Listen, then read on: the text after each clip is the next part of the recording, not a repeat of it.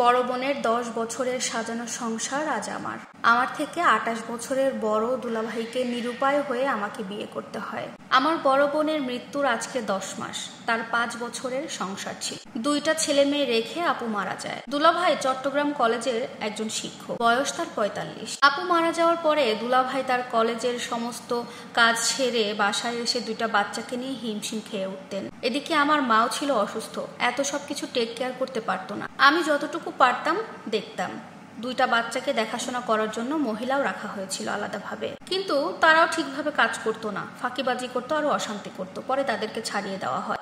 দুলাভাইয়ের অঢেল টাকা থাকার পরেও তাদের পরিবারে আর কোনো সুখ শান্তি কিছুই মেলে না। একটা সময় পরে দুলাভাই সিদ্ধান্ত নেয় তার বড় ছেলেকে একটা বোর্ডিংয়ে পাঠাবে, কিন্তু এইদিকে আমার বৃদ্ধ মা সিদ্ধান্ত নিয়ে ফেললো আমার দুলাভাইয়ের সাথে আমাকে বিয়ে দিয়ে দিবে। আমার ভাই আবার এই মতামত মানেনি, নিষেধ করেছিল, কিন্তু এই ব্যাপারে আমার মা আমার ভাইয়ের কোনো সিদ্ধান্ত নেয়নি, এমনকি আমার ভাইকে কথা বলতে নিষেধ করে। আমার ভাবিও এই বিয়েতে রাজি না থাকলেও আমার ভাই আর দুলাভাইয়ের 2টা সন্তান আর আমার আপুর সংসারের কথা চিন্তা করে রাজি হয়ে যায়। আমি তখন ইন্টারমিডিয়েট পড়তাম।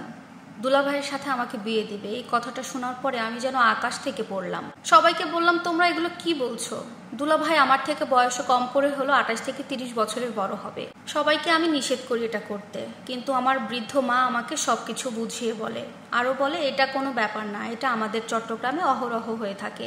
অনেক বয়স্ক লোকের সাথে একদম ইয়াং মেয়েকে বিয়ে দেওয়া হয়, এটা কোনো বিষয় না, তুমি মেনে নাও। তোমার বোনের সংসার বাঁচাতে হবে, তোমার বোনের 2টা সন্তানকে বাঁচাতে হবে, তুমি তাদের দায়িত্ব নাও। কারণ টাকা দিয়ে কাজের মানুষ রেখে যে বাচ্চা কাচ্চা পালবে তার কোনো গ্যারান্টি নেই, কাজের মানুষের উপরে কোনো ভরসা নাই। আমার বৃদ্ধ মা যখন দুলাভাইকেও এই বিয়ের ব্যাপারে জানায় আমার সাথে বিয়ে দেওয়ার কথা, তখন দুলাভাইও অবাক হয়ে যায়।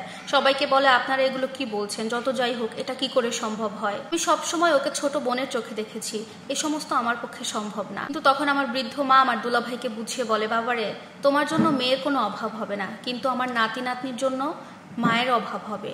আমি আমার ছোট মেয়েকে তোমার সংসারে দিতে চাই, তাতে আমার বড় মেয়ের সংসারটাও বাঁচবে, আমার নাতনিগুলো মাও পাবে। তুমি যদি বাইরের কোনো মেয়েকে বিয়ে করো, আমার নাতনিগুলো কখনো মায়ের আদর পাবে না, কারণ সৎমা কেমন হয় তুমিও জানো, আমরা সবাই জানি। আমি আমার মেয়েকেই দিতে চাই তোমার সংসারে, তুমি আর না করো না। সবকিছু বোঝার পরে আমার দুলাভাই রাজি হয়ে যায়। তবে সত্যি বলতে আমার দুলাভাই অনেক ভালো মনের মানুষ, সবকিছু উপেক্ষা করে সে রাজি হয়ে যায় আমাকে বিয়ে করার জন্য। আপুর যে 5 বছরের সংসার ছিল, এই 5 বছরের সংসারে আপুর কোনো অভিযোগ ছিল না, এতটাই ভালো ওদের জীবনযাপন ছিল, দাম্পত্য জীবন ছিল। আমাদের বিয়েটা হয়ে যায়। বিয়ে হওয়ার পরে আমার আপুর বড় ছেলে আমাকে আম্মু বলে ডাকছে, হয়তোবা ওর মায়ের কথা মনে নেই, আমাকেই ওর মা বলে ভাবছে। আমি ভেতরে ভেতরে খুব কষ্ট পাচ্ছি, আর ভাবছি আমার জীবনে এটা কি হয়ে গেল।